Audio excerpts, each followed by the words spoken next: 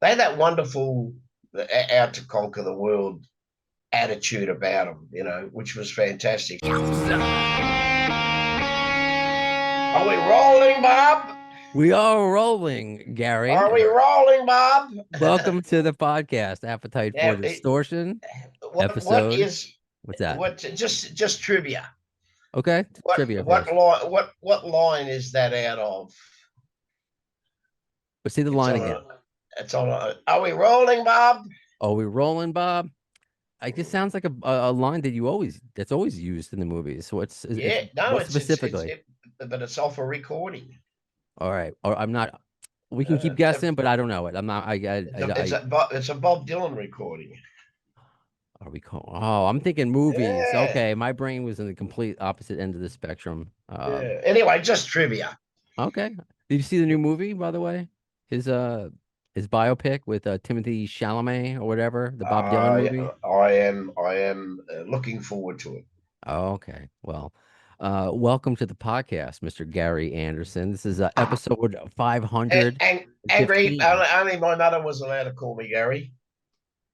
Well, that's a good place to start. Well, it says Yeah. Gary in on your Zoom. So I Yeah. guess Nah. That's get a just because they won't accept it. So remember the first time I went to America? No, not the first time I went to America. I was in America some years after the band toured there in the early '80s, and I was over there about the mid '80s, so maybe 85, 86. Filming. I was working in television then. The band had folded up after our '83. We came home and to write and record another album to follow up on Scarred. And Pete decided that he didn't want to go back and live, uh, for all intents and purposes, 6 to 8, 10 months of the year on a bus touring America, mm, um, jumping from tours to clubs and working to establish a fan base and a foothold, and that was the way it's always been done, and it's tried, tested, and true. And Pete found that very daunting, the whole idea of being, I suppose, responsible, to have to commit to that. Um, Pete, in a sense, was a romantic figure in the sense of kind of like some of the more sort of legendary troubadour type um, American singers, in so much that he saw himself as very spontaneous and I remember he was saying in those last few days before he officially walked away, he said, who knows what any of us are going to be doing in 2 or 3 or 4 or 5 years? Because when we sat down with the people from Atlantic, and they said, well, okay, after the first tour, they were so excited about the band, and they said, like, we can see you being sort of like um, the new sort of Rolling Stones sort of,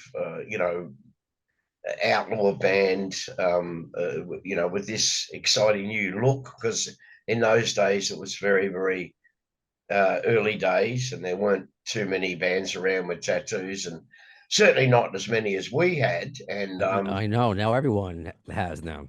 You were yeah, doing it exactly. before it was cool. So we've had a very, very positive impact on the world. Yeah, yeah, yeah. In the fact that, well, we helped liberate people into the world of ink. But yeah, when Pete left, it left the rest of us at odds. Or what do we do? And he said, well, we'll get back together from time to time, which we've done over the previous years, and we'll record an album, we'll go out and tour. But he saw it that way. He didn't understand. Well, I think he did understand that in America, there's a completely different way of doing it. You really do have to, because Australia is so sparsely populated, even to this day, compared to its land size. Because something over 10%, but less than 20% of the 100% of the population lives in like less than 20% of the land. And So that's it where goes. you're at right now, right? You're in Australia as we're talking. Yeah, yeah, yeah. I'm at home now. Yeah, yeah. So um, yeah, when he left, it left it aside. But luckily enough, it'll come out in the book because I'm writing a book at the moment. Because Awesome. I've got to the point in my life where I think I can justifiably write not memoirs because life's not in its closing stages as yet, although fairly close, I must say. I mean, I'm getting sort of almost comfortable with the concept of the fact that in a few years I'll be 80 years old, and but yeah, so I was working in television, and um, that was a fantastic experience. But that'll all come out in the book. But television was an amazing experience for me, and I worked in television from 85 until 96, 97. And anyway, I was over in America at that working in a TV show, doing a TV show. Um, And when you um, say doing a TV show, like, yeah, were you making the music for it? I know you're famous for that, but were you no, acting? Like, what were you doing for TV? I was I suppose what you call the anchor. I was the main character, as it were. Okay. I got my start in television. We won't go into it in detail because it's a fairly uh, convoluted story. I will save it for that one for the book. Yeah, save it for the book. Yeah, yeah, good marketing. But yeah, I was working with a couple of ex prisoners, criminals that had been in prison, and they got out and started a program to try to redirect juvenile offenders, and I was giving them a hand, help, and came to the notice of television. So I was offered the role in television, on daytime television, as a reporter, for want of a better word, more like a bridge. Like I bridged the gap between television and the streets, so to speak. Sure. And so that I was featured regularly on this daytime, like magazine, like you'd call it a talk show. So sort of like had a compare, and lots of different um, uh, people came on, and did everything from sort of talk about acting careers, or they were painters, or they were spruiking a book. But yeah, it was like a magazine type show, and I had a regular spot on that. But yeah, that led me then to do another show from 90 to 97, which was at the 6:30, 7:30 time slot. And that was a show called Challenge. And it used my then, I'd built up over 5 or 6 years, a very, very strong following in television. And it used, so I used to go out, and the reason it was called Challenge, it says it was Challenge Angry. And people would write to the channel and say, look, we want to raise, $3 million for this, to build a ward in a hospital, for hospice, actually, one of the first things we did. for terminally ill cancer kids, and it was somewhere for them to go for the last, where their families could go and move in with them. So we built like I mean, that's fantastic. So you were known back then as like when you were a newscaster as angry, right? So that's kind of yeah, how well, yeah, yeah, because that's how we were shot out of a cannon right away. We're talking about it, and that's what I kind of, to try to formally introduce you to. Because it's funny, as we were talking and troubleshooting before this, I changed my name from Brandon to Brando. So that's people know that. So that's why when I was introducing you as Gary Angry Anderson, and that kind of is out of a cannon. So I guess where's because you are clearly not angry. You are very friendly. Where does that yeah. Well, where does that come from? Where does that come from? anger is more.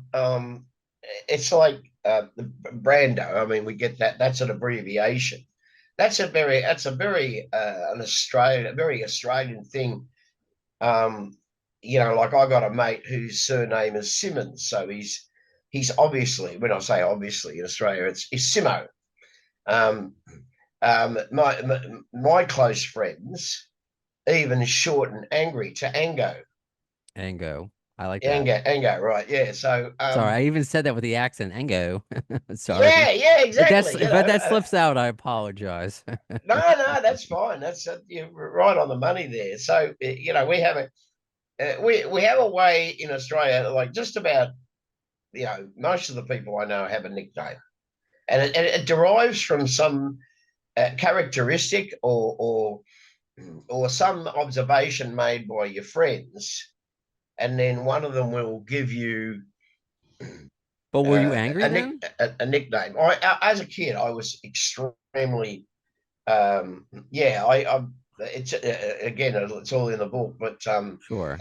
it's a very common story here, and most, like when I've done um, uh, I, interviews and oh, sure. I know it's a common question, but I just wanted to acknowledge yeah, this is kind of how we were shot out of a kind of a yeah. cannon here, just by Well, the name thing.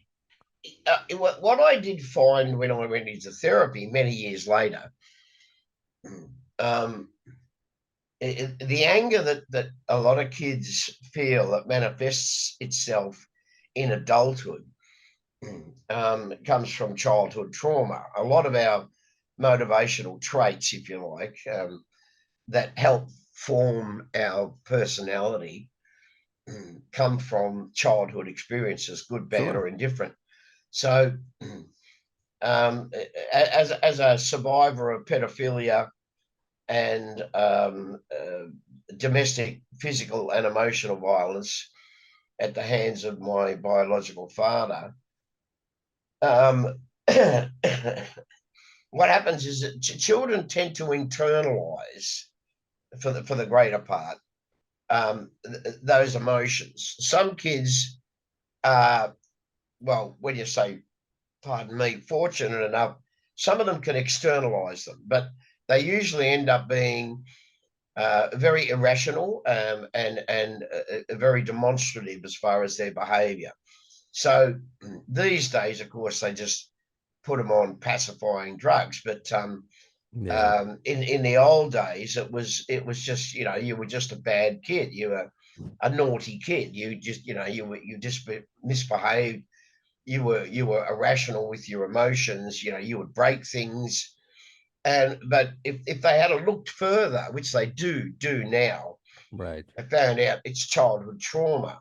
So in my case, I did what the majority of people do, is that I internalized it and I pushed it down and or held it in, and on the surface you couldn't tell. But Yeah. then puberty comes along, um, and all of a sudden there's this transformation. You stop being a child and you start being a young person or a young adult, or and so a lot of these feelings well up. And in my case, I left school, um, and I was channeling all my emotional turmoil into music, which is why a lot of musicians are doing that. They have trauma in their childhood, and because pain is the great stimulator. It's one of the things that we use to great art is created out of pain, whether it be Leonardo da Vinci or or whether it be a rock and roll artist. You usually draw on your Hmm. painful experiences and you channel it out through your music. And I was a very demonstrative performer right from the get-go, even though that wasn't fashionable in my day. I was quite animated, and I moved around the stage, and I performed the songs. I was the character in the song, so I let my body express the emotions of the lyrics, and so I became known as a very uh, dramatic performer, even before it was fashionable.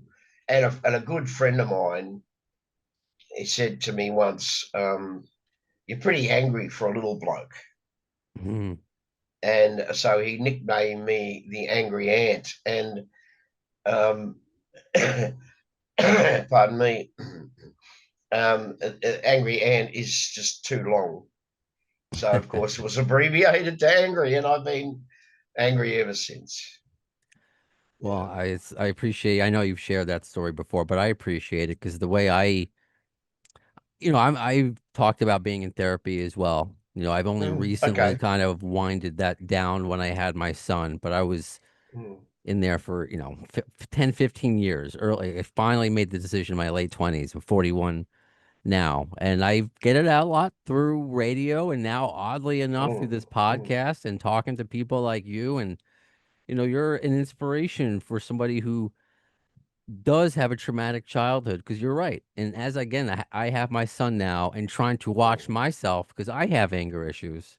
You Yeah. know, I I tell my wife, I'm like, can you please drive? I have such a road rage. And I get that from my dad. And I'm like, I don't want him Okay. to see that. So Okay.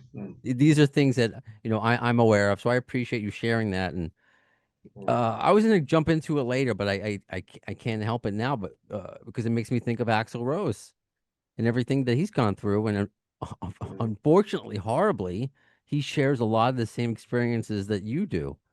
mm. Is that something that you ever, and we'll talk about, we'll change the conversation to music, of course, and or uplifting, but is that something that he ever spoke to you about? You A know, little bit, yeah. yeah. Yeah. And Yeah, a little bit. okay.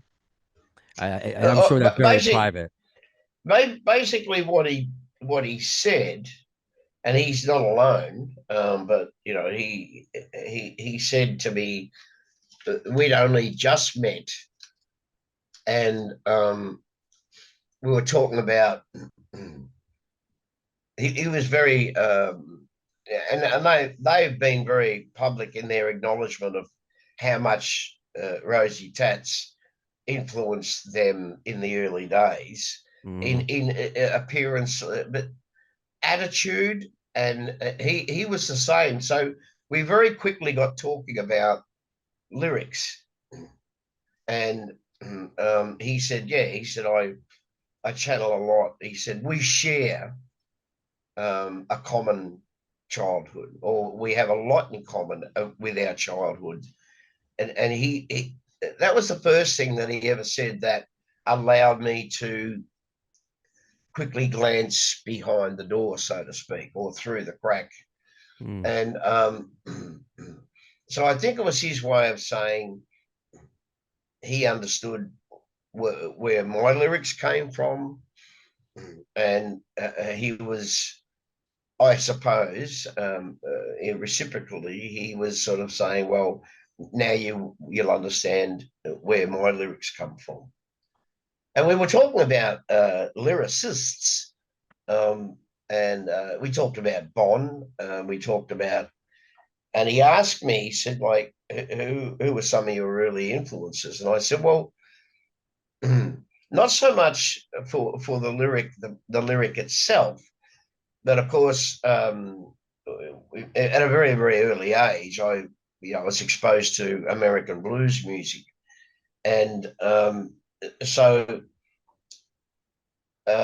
some of those songs are so simplistically um, uh, explanations of pain, the love sort of basis for a lot of the early blues music is about men expressing their pain that they've received at the hands of unfaithful or women, or women that were drug addicts, or whatever, or even just the fact that they weren't able to have a complete life because their life was given over to the road.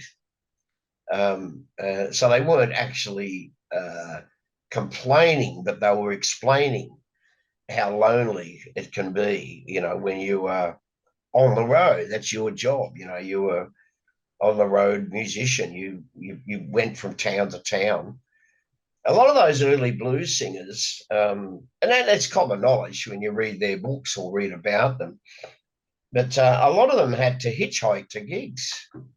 Sure. And because they were, back in those days, of course, they were called Negroid or Negroes, because they were what people refer to as black. They had to jump trains to get from one city to another, or they hitched. And this was to ply their trade, to work at their. But I remember saying to Axl at one stage during this early conversation that a strong influence on me was Bob Dylan, because I remember being struck by the way he structured lyrics, and he was able to do that because of the musical format that he chose, which was what became known as American folk music. Pardon me, but again, a derivative of black man's blues. White fellas, in Bob Dylan's case, Woody Guthrie, his main inspiration, his main lyrical hero, but his main hero as far as helped form his view of the structure of America, of the absurdities, if you like. Even back in those days, they were very political in their observations, but they made their political observations from their point of view, which was social, obviously. And so they were always sort of like looking up at the political structure in a sense. But I really love the way that Dylan, not always understanding his wonderful use esoterically of the language, and how he wrote quite deep symbolism into his music, into his lyrics, but he used that wonderful folk format, which was so engaging, and it's so you listen to the melodies, the lyric, but the melodies in some of his most famous works that brought him to fame. The times are a change, and though the answer, my friend, is blowing in the wind. That's a wonderfully poetic line, but the simplistic melody behind it is so that like any great song, anyone can sing that. The answer, my friend, is blowing in the wind. The answer is blowing in the wind, and it's just like it's a song that belongs to every man because it's written about a man from a man's point of view. so it belongs, and it does. And he pointed that out to me as a young budding lyricist, because I think one of the first things that with most of us is that we're drawn to music because of its beauty, because of the wonderful structure of it, and how it uplifts us. It makes us feel better about so much. And all the great successful musical acts do that. Is somehow they elevate the soul. They lift people from darkness into light, or they blow away the clouds so that light can come through. Music is a wonderful healer. It's so cliche because it's so true. Yes, it So is. yeah, part of our early discussions were about um, those things, and I was then, even though he hasn't, never did, and he didn't need to. There was a level of understanding that we enjoyed very much from the beginning. I always knew that he was just like myself. There was a certain amount, a certain part of his soul would always be live in torment. Torment will always be. It's always pulling, and it's never at peace. Yeah, no, I understand, and that was what gravitated me towards, as you know, it's a Guns N' Roses themed podcast, and it's not just because they're my favorite band. We talk about why, and it's that anger. I don't have that same childhood, but mine is derived from other places. But it's Mm, they kind of tie everything in together. And now it's kind of makes sense with I'm like, oh, Bob Dylan, interesting. Why this hard rock band? But when you take a mm, song like "Nice Boys Don't Play Rock and Roll," it's so simplistic, and it spoke to me. It was this easy song that like everyone thought I'm a nice kid. I'm a nice kid. Oh no, I love rock and roll. I hated being the nice boy. And then Guns N' Roses, much like how you were talking about all those black artists before, and you're getting a history lesson. That's what I loved. I love about GNR, about the spaghetti incident, about all the covers when because I'm younger, mm. learning the history. So that's how I learned about being an American, about Rose Tattoo at that age was, oh, nice boys play rock and roll. Wow, I really identify with this song. Oh, it's not Guns N' Roses. It's this other band, Rose Tattoo. They also have Rose in their name. What's their about? So I remember these thoughts in my head as a kid.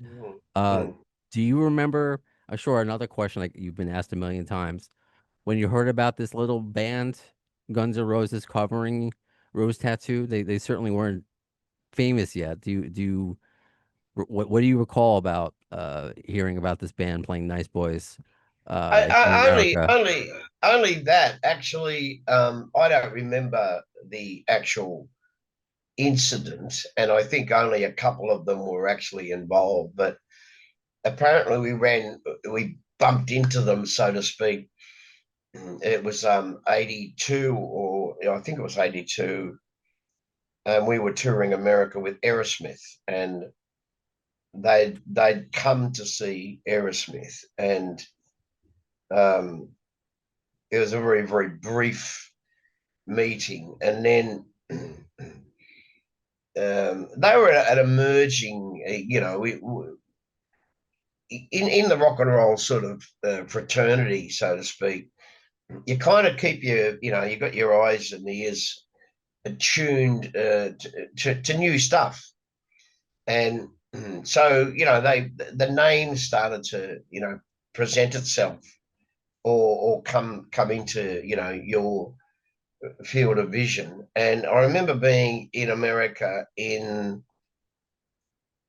um, I was there writing. I was living in Los Angeles, um, the late '80s, um, and I wrote. I lived there for 10 months out of the year, and wrote an album called Blood from Stone with an American. Well, he's English actually, but he went to America very, very early in his career. A guy called Mike Slamer, wonderful guitar player, very, very cool songwriter, and we wrote an album there. And while I was living in Los Angeles, Axl's brother, actually, this is a bit of trivia for you. The house that we had was kind of like a halfway house for Australian musicians moving in and out of Los Angeles. Hmm. Pardon me. And at one stage, Axl's brother was knew one of the girls that was in the house, and American girl, and he needed somewhere to stay, so he came and stayed for I don't know a month, 6 weeks, and I there told she you. is. I told you you might make an appearance. This is Baby Shark. I'm telling you, you got to do a cover. I've been wanting to tweet this, so this is not just a thought that came to my head. I need a hard rock version of Baby Shark to help me. Do you know that song that's so annoying? It would help my days go faster because he's asking for it. Baby Shark, Baby Shark. Yeah, we'll get Baby Shark. Don't worry. I what is that wonderful band Ronnie used to play with them? Faster Pussycat. Sure. That'd be the ideal sort of band. Oh yeah. But anyway, getting back to yeah, so it was during that stay. Axel's brother came and lived in the house. So this is uh, and that's he said, oh, my brother's a huge fan, blah blah blah. And I said, yeah, we're aware of them. Um, we're very very cool, sort of the way they're going about it, blah blah blah. And we were able to over that couple of months. They played a couple of times in Los Angeles. Um, some like just shows. I think one might have been the Whiskey. I think they did one, and another out in the suburbs somewhere in a hall. They did one which I vividly remember.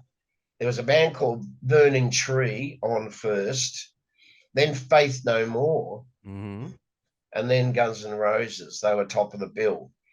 And there was about 1,000 people there, and it was in a hall. Yeah, so I got to see them play. They were very back in those days. They were very. They were just developing the sort of songwriting that was going to take them into, into radio.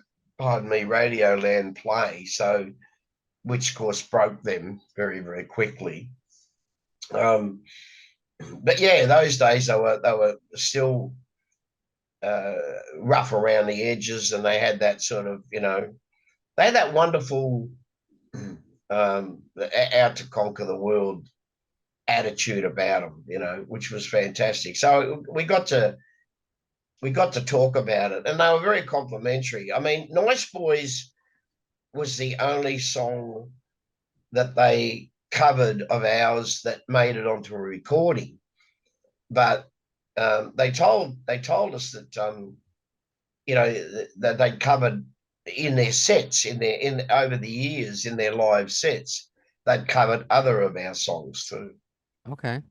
Mm, It's I love that, and again, it shows the age, it shows the size of the mm, world that, and mm, it's mm, when I learned about Rose Tattoo through Guns N' Roses. Does that maybe like I know this is again years later, but that's gotta feel at that time. I guess was that surprising to you? That I guess let me backtrack because here in America, I'm learning a lot about Australian things, Australian TV.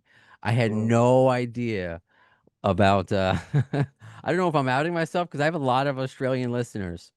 I guess I heard of Neighbors. I grew up Oh, on okay. I grew Yeah, up but I here in America I grew up on General Hospital. yeah. I knew of Luke and Laura. I didn't know of the Mm. wedding that I didn't even know who is it's one of your listeners or It Scott was and Charlotte. Kylie. Yeah, okay. It's Yeah. Kylie. Well, Kylie played Charlene. Okay, right, right. Yeah. So I Yeah. mean, I just had to backtrack and learn. It's the other side of the world. So is Mm. it because you're just not here a lot? Is it just is it really like I guess it's another cliche question. Is America really just another part of the world and that's maybe doesn't get everything that Australia has to offer? Uh, I think once upon a time, I think once upon a time that was true. I think now with everything that's so accessible, like there's a couple of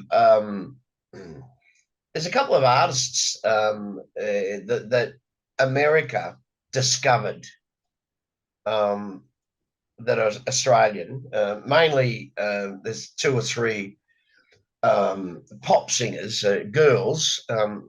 I can't think of. One's called Tones, I think, and there's another woman over there now. She They banned her song or something, and she released it on social media and become a huge underground hit, which is, as you understand, if you have an underground hit or an indie hit in America, we're talking about millions of these days views or yeah. uh, shares or whatever. Back in the day, it used to be, of course, it was all relied on airplay and units sold. But yeah, America media has discovered like these a couple of women. There's a couple of blokes too. There's a couple of boys, but they're more sort of in the gay scene. One's predominantly a DJ, so he DJs doof parties, but he's also releases his own stuff, right? So, and apparently he's huge in America, but here, um, they hardly spend any time back here at home. Mm. They do come back to perform sometimes, but at festivals and stuff. But they're largely famous in Australia because they were famous in America first, but they're Australian. So yeah, the thing about it was that once upon a time, some of our best offerings musically never got past mild notoriety in America because they worked there for years, so to expose themselves, and but they never quite broke through. So back in the day, and particularly right up until the mid to late '80s, it was very difficult for an Australian artist to get into into working through America to build up a following. Um, some of the first bands to do it were, well, obviously AC/DC, but that's an exception. But there's other bands like In Excess. Yeah. Um, there was a band called Savage Garden. They were like a duo. Um, Sure. yeah, so they made it through um, the the American market, and therefore the marketing business uh, finally realised, well, there's a lot of great talent in Australia, and there's as good a players, um, guitar players, whatever, Yeah. drummers, great bands, musical bands, but there's some great singer songwriters in Australia, and great songs are written here. So we started to get that um, acceptance and also acknowledgement that we were churning out some pretty shit hot stuff. I love. I was curious about your perception of how it has changed from the earlier Mm, your career now, and you're right. It's with streaming and everything can happen. mm, It's so mm, easy to mm, for any artist all over the world. I I have friends that are married to Australians. One of them Serves actually, them right. one of them is actually going home, is going back to Australia this summer. So he had a bailout of seeing Weird Al Yankovic with me next summer. I mean, next month. I'm upset with Wow. him. I'm upset with him. He's like, we have to go to Australia. I got to keep the wife happy once a year. I'm sorry, it has to be during Weird Al. All right, but it's the two main things that keep me from going to Australia. One is the long trip. One of these days, I want to take my son all over the world and see a kangaroo live and all that. The other are huntsman spiders. I'd be lying, Angry, if I was not kind of peeking above your head to see if I'm like, is one just going to come out randomly? Sorry, that's the American to me talking. It's just so. But I digress. I also don't want to lose this because Just let me just clarify something okay. for you. Um, I live I live on in suburbia, Hmm. but like I said, it's a steep hill. When I look out the window, it's like jungle because it's a natural gorge. Hmm. So it's 32 degrees steep, which is quite steep. Um, so I'm surrounded by bush because I'm in a gorge in between two, like it's like a small ravine, Hmm. and there's a natural when it rains, there's a natural water course runs down one of the boundaries. So suffice to say, when it rains, my because of uh, the proliferation of I've got ferns in the background, I've got trees, I've got all sorts of shrubs, etc.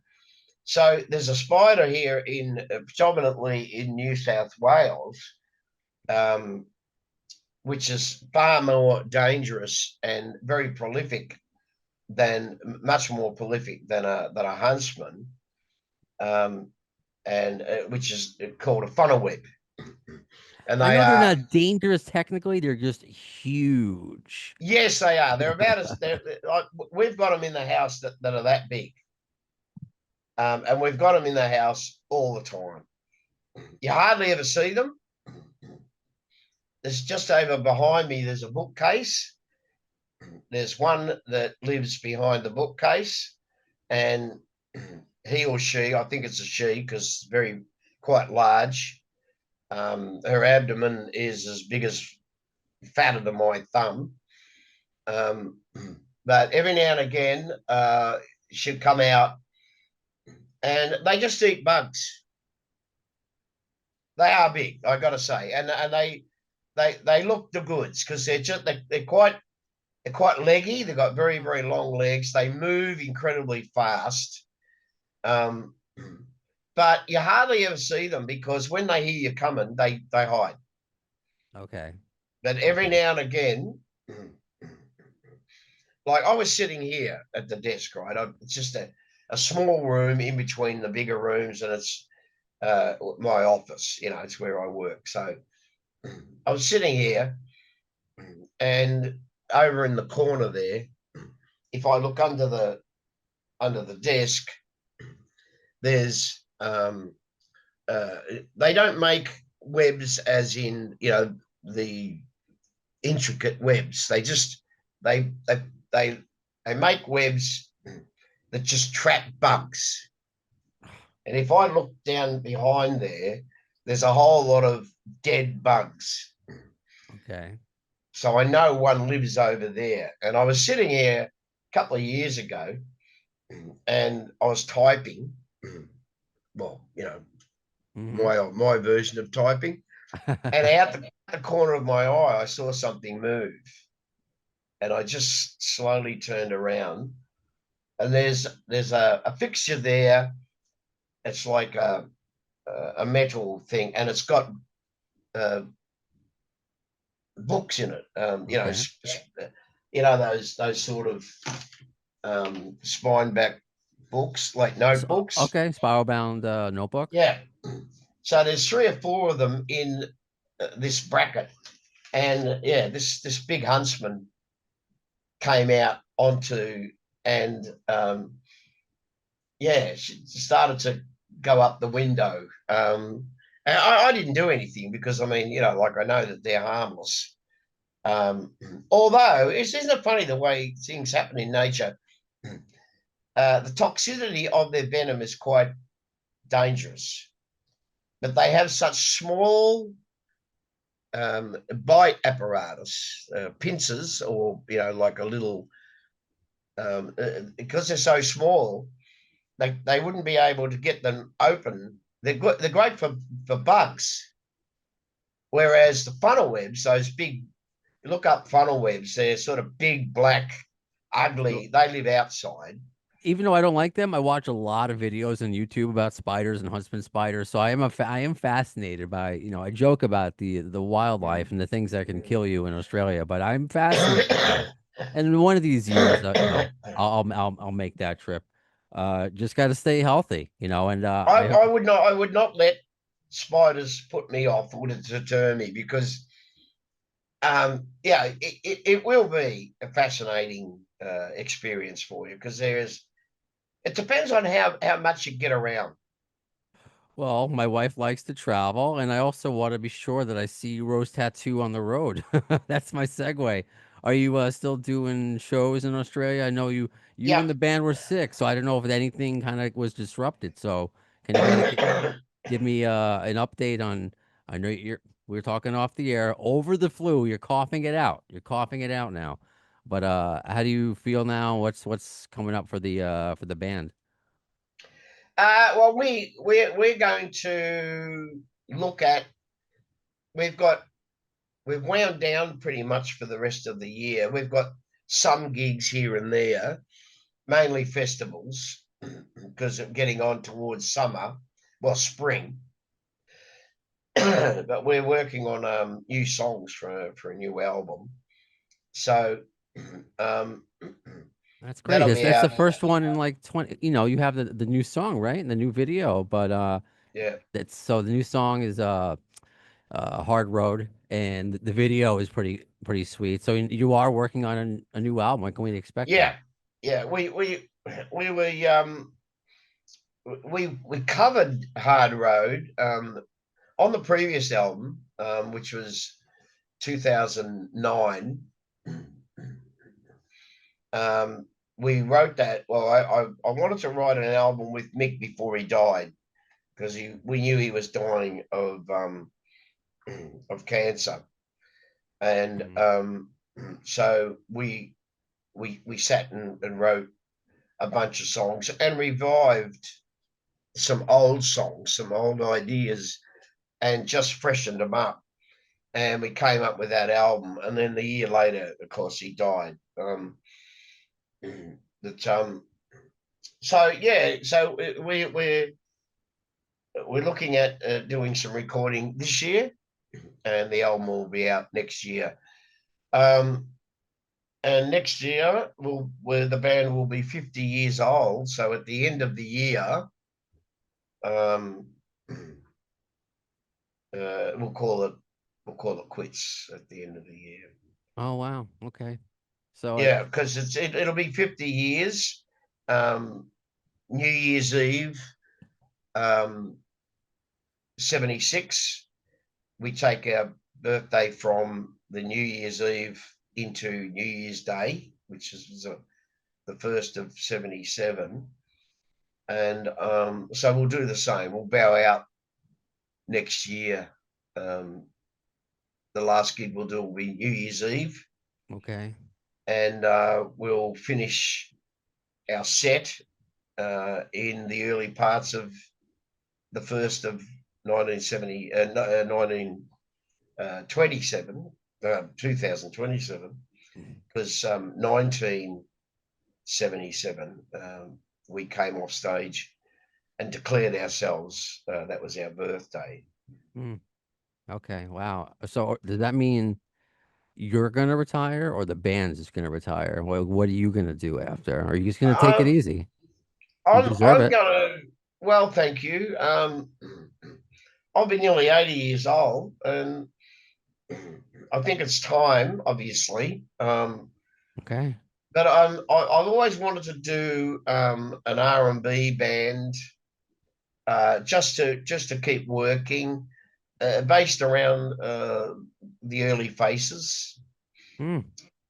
Their take on uh, how they, I think, really beautifully covered some of the classic R&B stuff, with that Faces treatment that they gave it. Quite a unique approach musically when you think about it. My favourite band was the Ronnies and Roddy. Um, I think I think the Faces, those I've got all their albums obviously, but some of my favourite music is that. But then again, Tamla Motown, the real R&B soul, if you like, Yeah. that's some of my favourite music. And so for the last few years of my performing as a performer, but I've been told for years, don't expect the voice to last forever, and I don't. But as long as it still works, uh, pardon me, Well, I'll still perform. But even though the Tats are going to wind up as a working band, because these days, apart from tours, the bulk of our work is weekends. So we play Friday, Saturday, or we play Friday, Saturday, Sunday. Pardon me. It's very hard. Apart from doing like summer tour runs, like with a six-band bill, there's not much touring left in Australia. I mean, we toured for years through Europe, mhm. and that sustained us for many, many years because you tour anywhere between 6, 10. I mean, the longest tour we did in Europe was about 10, 12 years ago. I think we did 12 weeks Okay. through the summer period, like June, July, August. But those days are over too, because economics being, everything's changing, and economically, it's now very hard. The viability of putting a band on the road is really difficult because it just doesn't make sense anymore. I mean, we just Mm. love to play, so players are going to play no matter what, because Yeah. we're all addicted. But yeah, so yeah, I'll wind up. I'll end up just doing an R&B band just around the pubs, Okay. for tips and beers. Well, I mean, this is good stuff. I mean, I don't want to do the swan song yet, but the No, fact that you have the book coming, the new album, and you're talking about an R&B band, I mean, and you're wrapping up with Rose Tattoo. I mean, this is a lot to celebrate and to be happy about. So this is you're oh going. yeah, yeah, So this is yeah. this is good. There was part of me that's like, oh wow, this is sadness, but wow, let's not get there. This is a celebration. So I don't want to keep you too long because you're getting over the flu, you're coughing. I don't know if you hear my son screaming in the back. Uh, I want to do this again. I want to talk about, when we get closer, when the book is out or with an album, or so I Well, hope we get to do let's this again, Angry. I yeah, really do. let's And yeah. I'd be remiss because I got to thank somebody because I do have a lot of listeners in Australia, and I'm very Mhm, grateful. mhm, mhm. Francis, who has a podcast, the Bumping Into That Sound podcast. You've been a guest on his. He helped me set this up. You're somebody who I've wanted to talk to for a long time, Angry. I've been a Thank fan of you. yours for as soon as I found out about you through Guns N' Roses. Yeah. I've been a fan of yours. So this has been an honor, and yeah. So what's the good way to say goodbye in Australia? What's like the good way? What's a good close? Well, my mother used to say, God rest her soul, you only say goodbye if you never intend to see that person again. Okay.